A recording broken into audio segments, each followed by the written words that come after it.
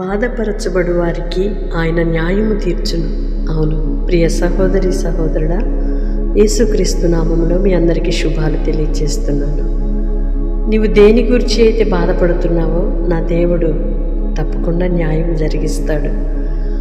బాధపరచబడు వారి పక్షమున ఆయన వ్యాజ్యమాడే దేవుడు. నీవు అనుకోవచ్చు, నా బాధని నా సమస్యను పట్టించుకొని పరిష్కరించే వారెవరు లేరు, యెహోవా మన పక్షమై ఉన్నాడనేది ఖచ్చితంగా మనస్సునందు గుర్తుంచుకొని ధైర్యముగా ఉండాలి.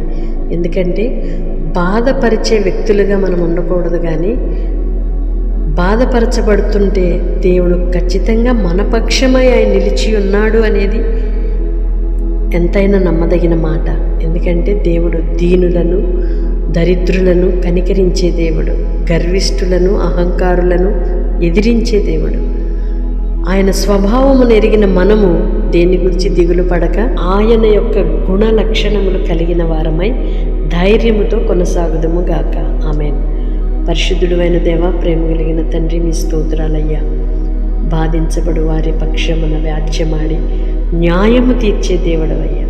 మనుషులిచ్చే అన్యాయమైన తీర్పులు ఎన్నైనప్పటికీ ఏవైనప్పటికీ దాని గురించి దిగులు పడక విచారపడక మీ కృపను బట్టి, మీ న్యాయమును బట్టి, మీ నీతిని బట్టి, మీ మనస్థితిని బట్టి ధైర్యముగా ఉండాలి అని మీ లేఖనాలలో నుండి మీరు దర్శించి మాట్లాడి బలపరిచినందుకై మీ స్తోత్రాలు చెల్లిస్తున్నాం.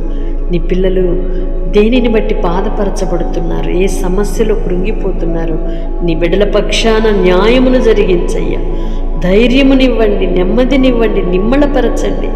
మీ కృప చూపమని వేడుకుంటున్నాం. దీనుల ఎడల కృప చూపే దేవుడవయ్యా. దరిద్రుల యొక్క ప్రార్థనను నిరాకరించక ఆలకించే దేవుడవయ్యా. మీరు మా పక్షమై ఉన్నందుకై మీ స్తోత్రాలు చెల్లిస్తున్నాం. ఎందరైతే బిడ్డలు ప్రార్థనలు ఏకీభవిస్తున్నారో ప్రతి బిడ్డను కూడా మీరు ధైర్యపరిచి నిమ్మళపరిచి అయ్యా వారికి మీరు న్యాయమును జరిగించి హృదయానందమును సంతోష సమాధానములను అనుగ్రహించి మీ ఘననామానికి సాక్షులుగా నిలువబెట్టుమని యేసయ్య నామములో ప్రార్థిస్తున్నాను తండ్రి. ఆమేన్. దేవుని కృప, ఆయన న్యాయము, నీతి మీకు అనుగ్రహించబడునుగాక. దేని గురించి భయపడక, దిగులు చెందక, కృంగిపోక న్యాయము తీర్చు దేవునికి మనల్ని మనము అప్పగించుకుందుముగాక. ఆమేన్.